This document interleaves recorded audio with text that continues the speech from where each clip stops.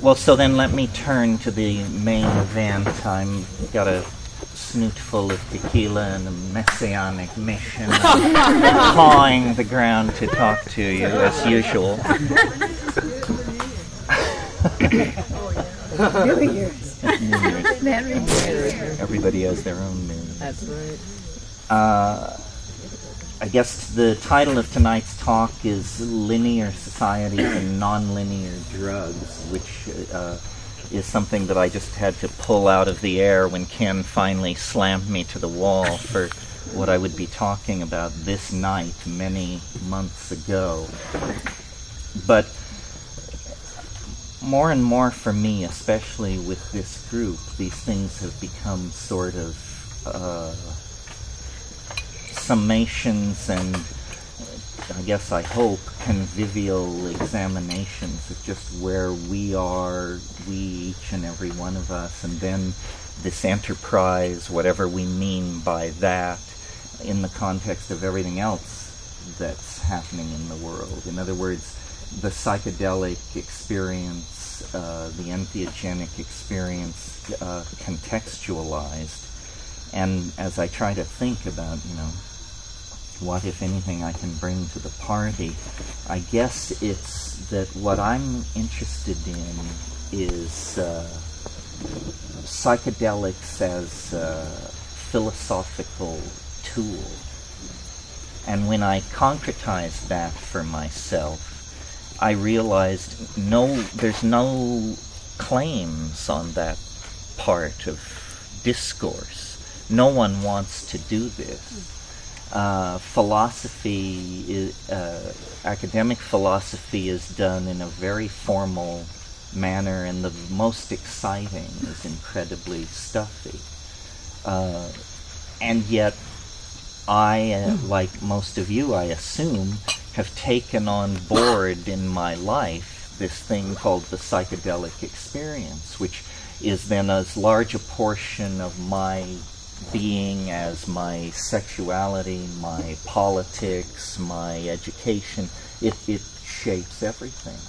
And yet nowhere in the world of philosophical discourse is there any genuflection, at least overtly, made to this. I mean, maybe not since Plato. We talked about shadows on the wall of a cave and so forth and so on.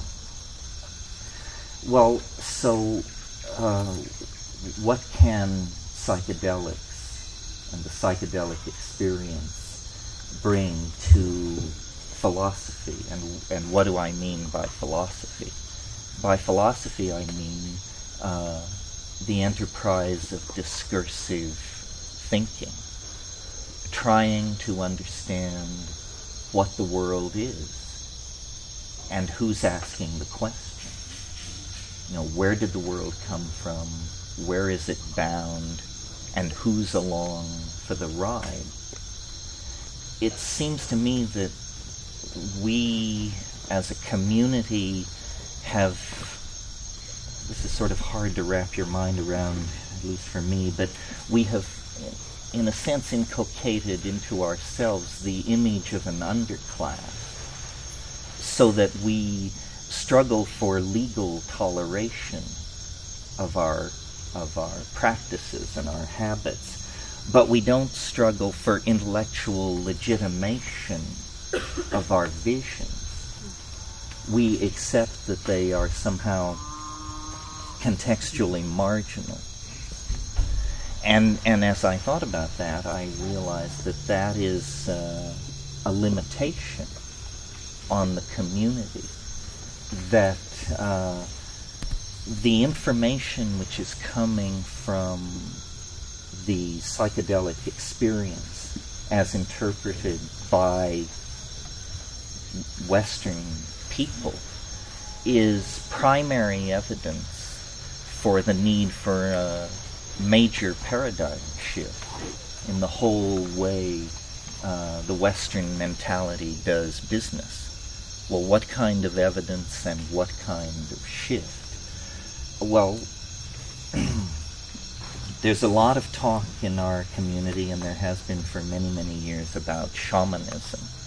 And when we seek to legitimize ourselves through a historical argument, we reach back to shamanism and we say we're part of something which is 100,000 years old and worldwide and touched the spirit long before the shadow of the cross fell over Jerusalem, and so forth and so on.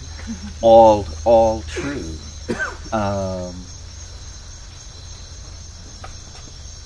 And in a way that has, I think, that tendency, which is part of the broader tendency in the Western mind to valorize and grow nostalgic over the primitive, has put a certain political cast on our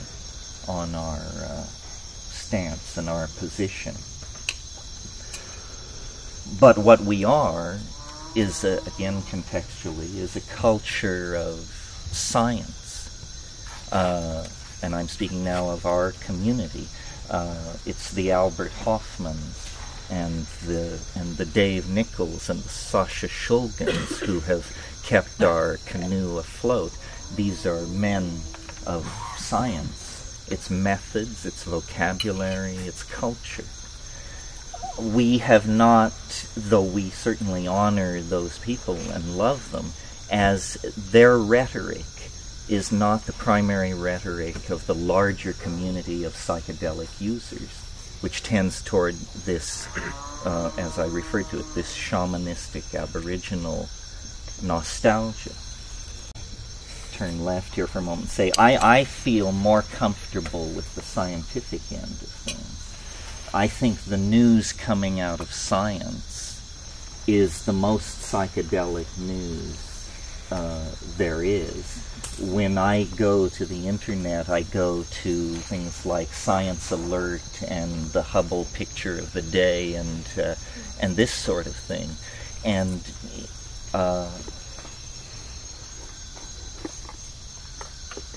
our community as a whole, I think, is not involved enough in incorporating the vistas. If, while we struggle to legalize psychedelics, psychedelic thinking is everywhere triumphant, because the instruments built by linear science throw open doorways on the unimaginable, and the most revered and hoary hefes of the scientific establishment have to genuflect before this stuff. I mean, what am I talking about? Well, for example, Science magazine wrote last week that the most important scientific breakthrough of 1998 was the apparent observation and agreement upon that observation by the astrophysical community of a cosmological constant. This sounds like very deep physics, but if I give it to you as a headline, what it means is the entire universe, every atom and every empty space of it, is ruled by a very weird force that has now been seriously known to science for precisely 5 months.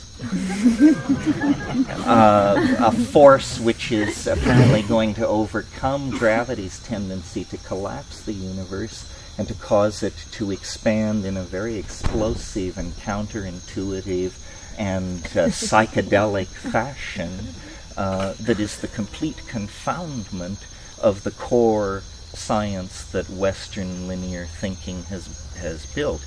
And of course there weren't riots in the streets and the electricity didn't fail, but at the very pinnacles of the antenna of the evolving civilization, there was a shudder felt in the force, you may be sure.